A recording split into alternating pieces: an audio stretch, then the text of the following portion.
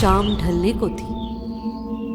हिमाचल की घाटियों में बसे हुए उस छोटे से खेंदा गांव में लोगों की दिनचर्या समाप्त हो रही थी। किसान खेत में काम खत्म करके अपने अपने घर लौट चुके थे। गांव से कुछ दूर की पहाड़ी जंगल में उस अनोखे दानव की अभी नींद खुल ही रही थी। ऐसे दुर्गम जगह पे रहने वाला ये दानव हर शाम सोमनगर के खेतों में अपनी भूख मिटाने चला जाता था। लेकिन आज किसानों ने उसे अनाज का भेंट नहीं चढ़ाया था। उसकी चमकीली आंखों में क्रोध और हैवानियत साफ झलक रही थी। शायद आज गांव वालों पर उसका प्रकोप बरसने वाला था। रात के 10 बज रहे थे। गांव के रास्ते अंधेरे के आगोश में सुनसान हो गए थे। गली के नुक्कड़ के पास एक टपरी पर कुछ लोग बात कर रहे थे। अरे सरकार इतनी स्कीमें बनाती है, 24 घंटे बिजली देंगे, फलाना ढमकाना, फिर भी रात में 1 सेकंड के लिए भी बिजली नहीं रहती। आज के जमाने में भी लालटेन जलाना पड़ रहा है। टेंशन क्यों लेते हो जुम्मन चाचा? अभी बारिश का मौसम है, इसीलिए रात को बिजली कटती रहती है। वैसे इस बार बहुत तगड़ी फसल होगी, बारिश अच्छी खासी हुई इस बार। इस बार का तो बहुत मुश्किल लग रहा है। फसल ज्यादा अच्छी नहीं होगी लग रहा। कीटनाशक काहे नहीं छिड़कते हो चाचा? अरे ना भैया, हमारी फसल खाद से ही बढ़े तो अच्छा है। भले ही वक्त लगे, लेकिन अनाज की क्वालिटी भी तो बढ़िया मिलेगी। तभी एक ऑटो अचानक से वहां आया। अरे रामू, तू यहाँ खड़ा है? वहाँ तेरी फसल को ना जाने क्या हुआ है। क्या बोल रहा है राजू? पता नहीं, मैं ऑटो लेकर तेरे खेत के पास से निकल रहा था, तभी मैंने देखा पूरी की पूरी फसल सड़ गई थी। लगता है राजू पीकर आया है। ऐसे कैसे सड़ जाएगी फसल?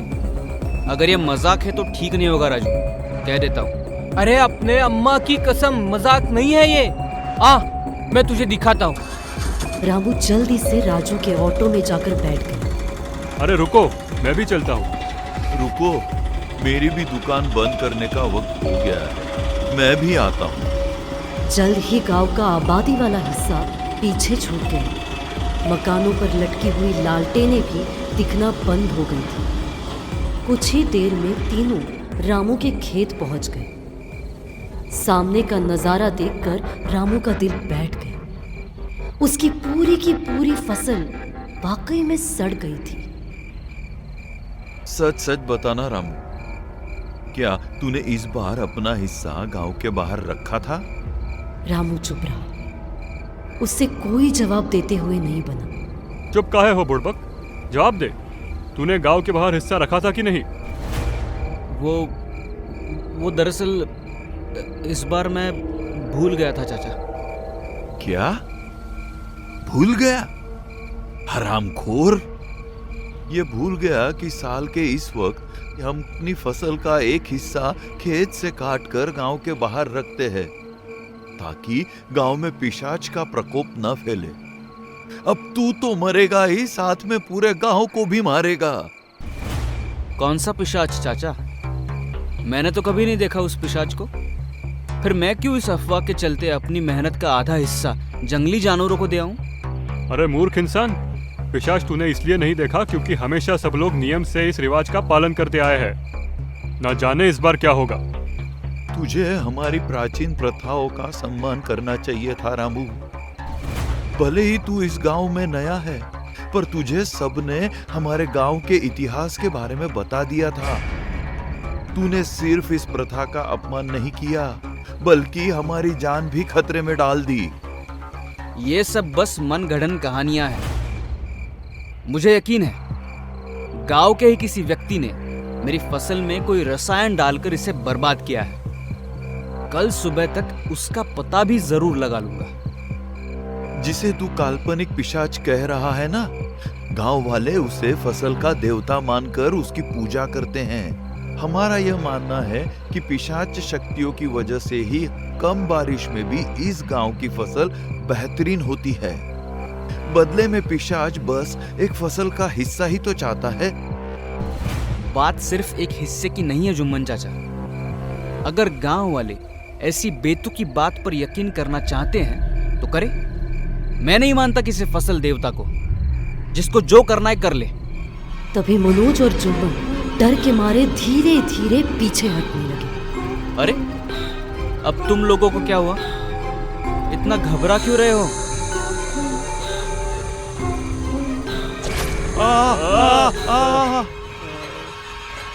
जुम्मन चाचा और मनोज पूरी तरह से चीखते हुए ऑटो की तरफ भागे। ए राजू, ऑटो स्टार्ट कर।